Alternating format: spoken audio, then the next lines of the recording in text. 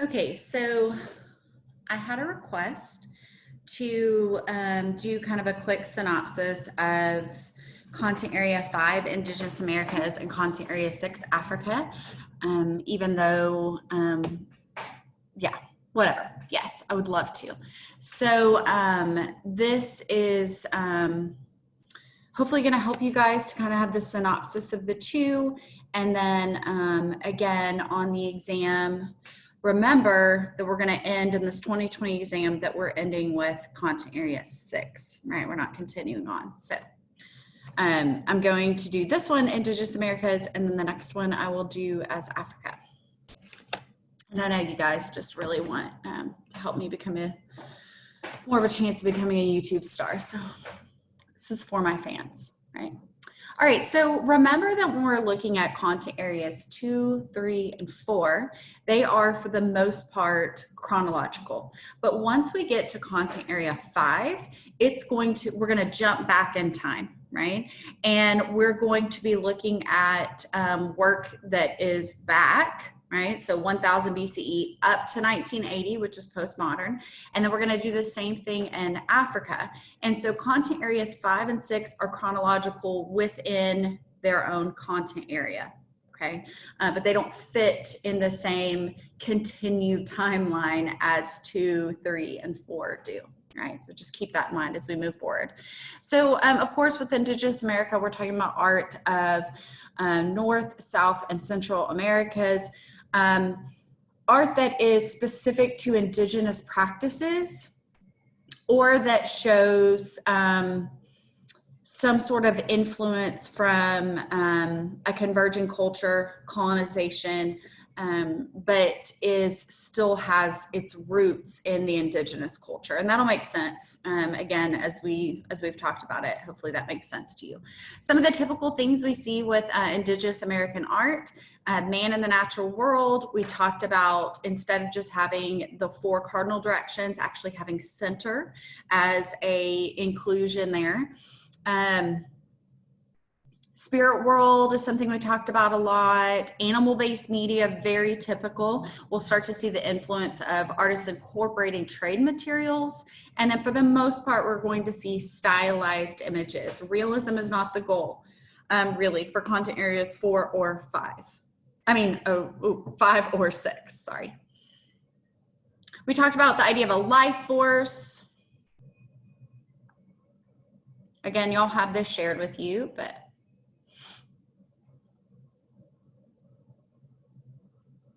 we talked about how functionality is preferred in the art objects, and that the more the objects are used, the greater the life force and power of that object is increased.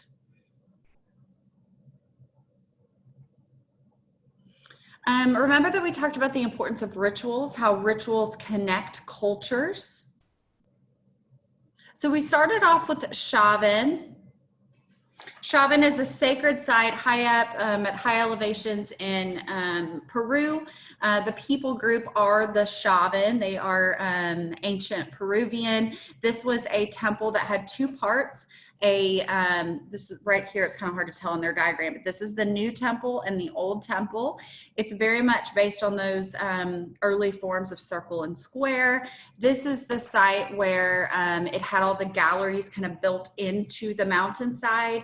And when people would come here as pilgrims, right, on a pilgrimage, worshipers, they would come here, they would bring their offerings, they would drink the special drink that would make them high, and then they would go through those galleries, those tunnels, and only certain people could go to the center, and in the center was the lands-on that we looked at.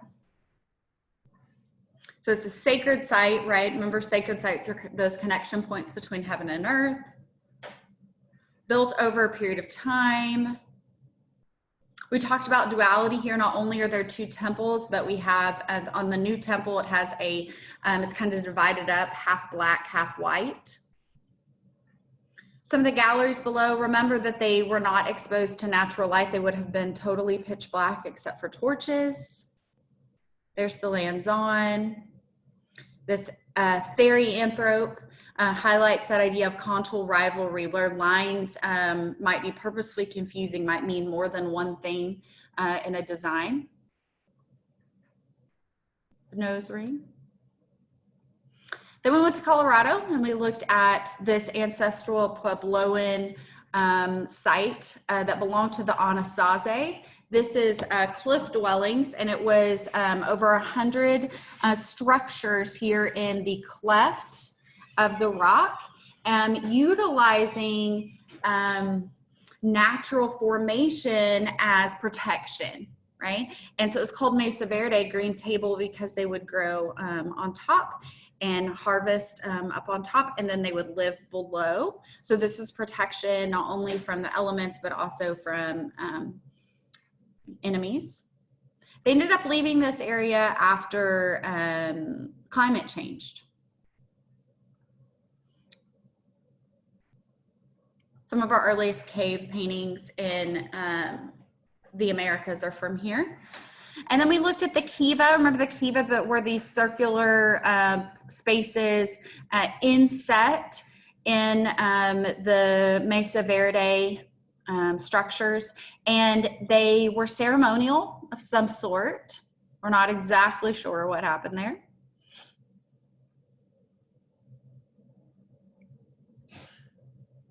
Yaxchilan, this is in Mexico. This is our Mayan work. We looked at this as a city on a river. Remember, it's an ancient city on a river, and it was built with these elaborate stacked stones, and then the buildings had rooftop cones. And so they had these kind of ornate tops on them. This is also where the really elaborate lintels are carved. So remember, a lintel is that horizontal part above the door. The roof comb examples. And the example we looked at was the lintel of Lady Zook having a episode, if you will, as she experiences a vision, which comes about by her bloodletting. So this reinforces power. Oops. The Great Serpent Mound, this is in Ohio. This is one of the more intact surviving effigy mounds from Native American cultures in the Midwest. It is a snake, we think, snake-like form. We have no idea what this was for exactly.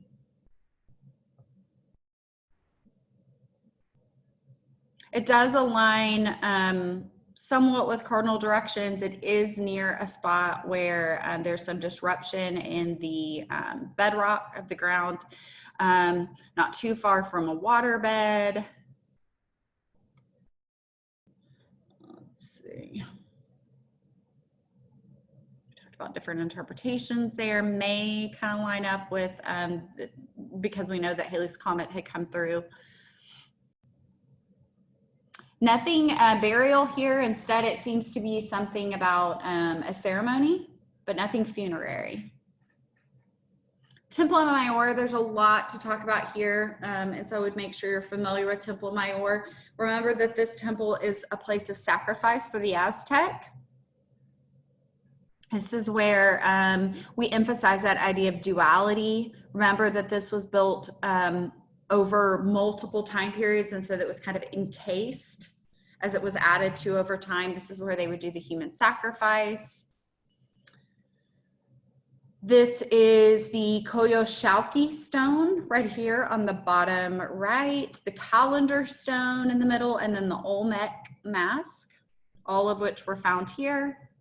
We talked about that story of snaky skirt and how she was attempted to be killed by her daughter Coyoshauqui, and so Huitzilopochtli appears and throws Coyoshauqui off of Templo Mayor. We talked about cosmic order. In a lot of our sacred spaces, a lot of our axis mundi, right, connection points between heaven and earth, we see a reinforcement of the way things are supposed to be, this idea of everything in line. And so the fact that Coyoshauqui was trying to usurp or overtake her mother and her brothers who were going to be born shows that her death was necessary to restore order.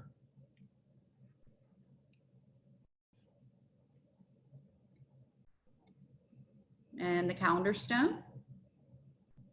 Ruler's feather headdress. This is an example of kind of like our masks are when we look at masks in Africa and Indigenous America. It's an example of an element of power or ritual that is part of a larger costume. So the ruler's feather headdress is part of a costume that would be worn by the king.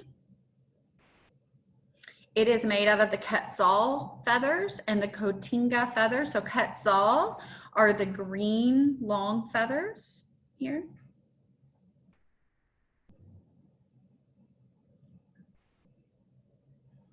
And then converging cultures, this ends up in Austria, actually. So this is something that was taken by the conquistadors.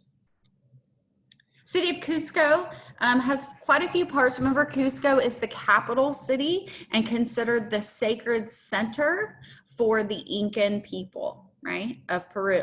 And so the city of Cusco is their capital. It is a site that is supposedly shaped like a puma, maybe, sort of.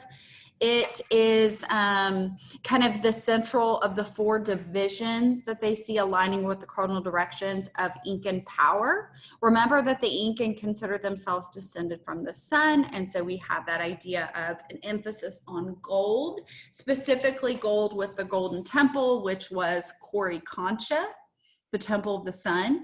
And then all we really have left of Coricancha is this part right here, and all the rest of it was torn down, the gold pulled off the outside, and the building that is standing today is Santo Domingo, which is a Spanish colonial convent chapel church. And then the gold that was used on the exterior of this building and then on all the little ornaments that were inside the courtyard of the structure was melted down and made into Catholic icons. And then the Saxe Weimar was the fortress wall, the exterior. So we talked about how this reinforces power. The city is divided into by social class, which is very typical of the Incan. We talked about the impressive nature of the stones as they were cut with precision and stacked together.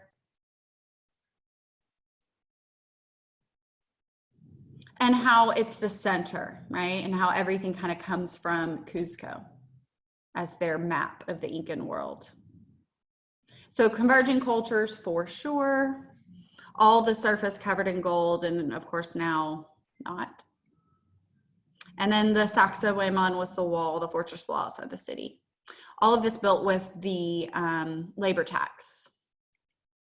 And then the maize cob is a pretty realistic for an Indigenous American work object that was in the garden in the courtyard in the middle of Coricancha. So this is a representation of showing us the importance of maize. Remember, they made the drink from it. It was a sustenance for them. We talked about how they figured out how to grow different things at different levels, elevations. And then please connect Machu Picchu with Cusco. Remember that Machu Picchu is actually lower in elevation. It's about a 3-day walk from Cusco. And this was the site where the king would go to get away.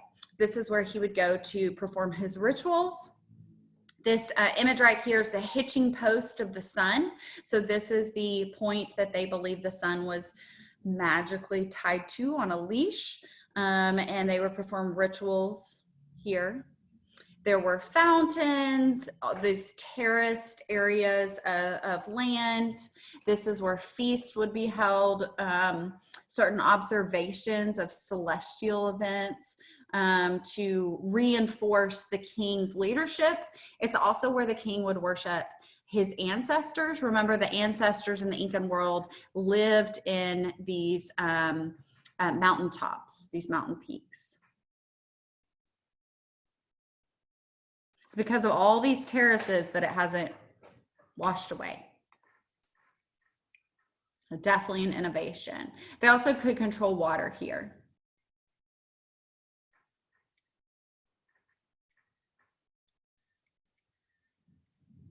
All right, this work is a tunic. It's called the all tokapu tunic, and a tokapu are these individual blocks on here. So one of the things that's I think most important about this object is it's so finely woven and so precise that tells us that a lot of artisans and a lot of effort went into making this work. It also was woven with the head hole and the arm holes, right, and the body hole down here, all already included, so that they did not have to cut the fabric. This would be kind of how you'd make a sweater. And when you would knit or crochet a sweater, you're knitting it in such a way that it already has the openings. Otherwise, if you cut it, all of that's going to unravel. They also believed not only would it unravel that, but that actually it is damaging the life force of the object for that fabric to be cut. And so instead, it's going to be woven as a complete functional object. This object wouldn't just be for wearing. In reality, it's more of a commemorative object to show the power and authority of the owner. Each of these tokapu, right, because this means all of the tokapu. So each of these tokapu, these squares, represents different people groups that this person has allegiance from, that the owner of this has allegiance from. Again, the black and white checkerboard refers to the military.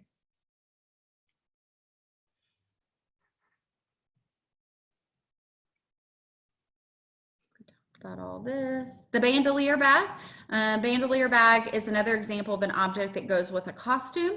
This would have been worn with a ceremonial outfit of kind of long sleeve pants and shirt by a male of the Lenape people, which is part of the Delaware tribe of the Eastern Woodlands.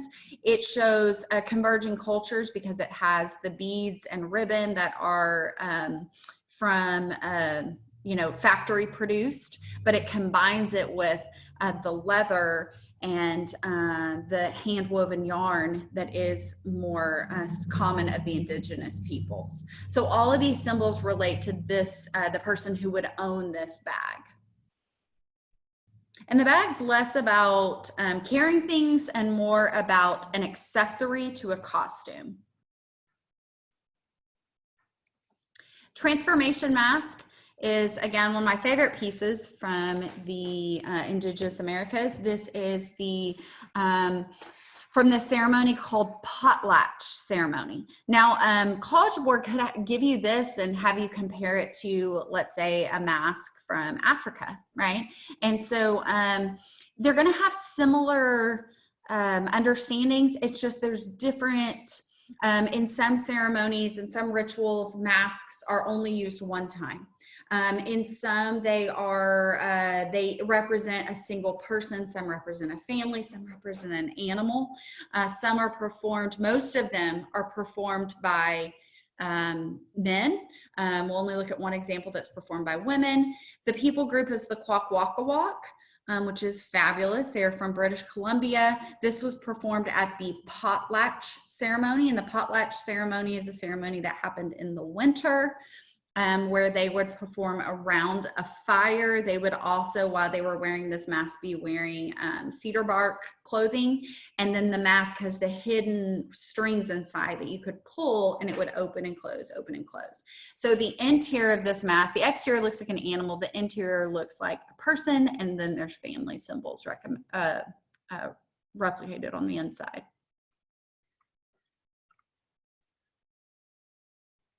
And then the potlatch ceremonies were forbidden by the Christians. All right, painted elk hide. This was on the sample for the 2020 exam, so I doubt it's on your test, but just so you remember, this is an elk hide that was made to hang in a tent, or more likely to sell to a non-Indigenous person who is visiting the reservation and wants a souvenir. This will be made using stencils. The symbols all represent different facets of the wolf dance and the sun dance. Natural pigments and commercially produced pigments. You can tell by that blue there.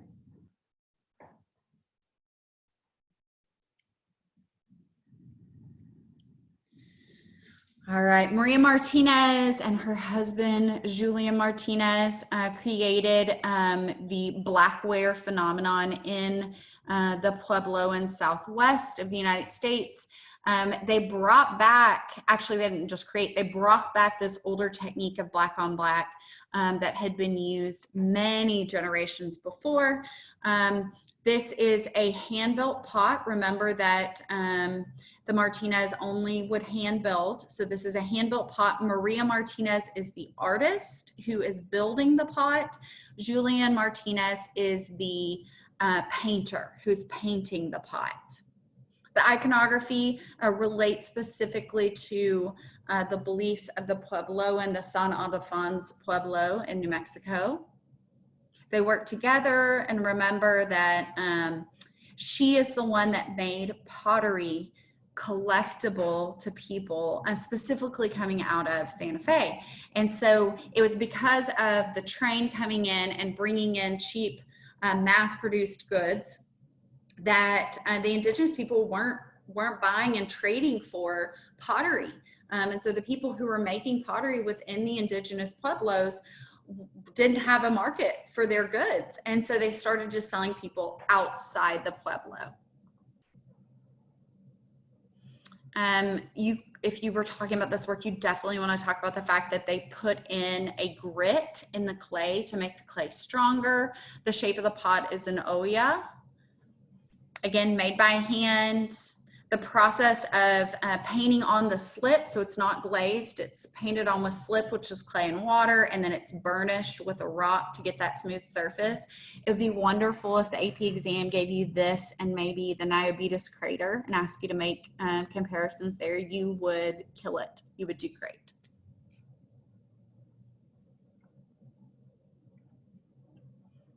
All right, so that's it for Indigenous Americas.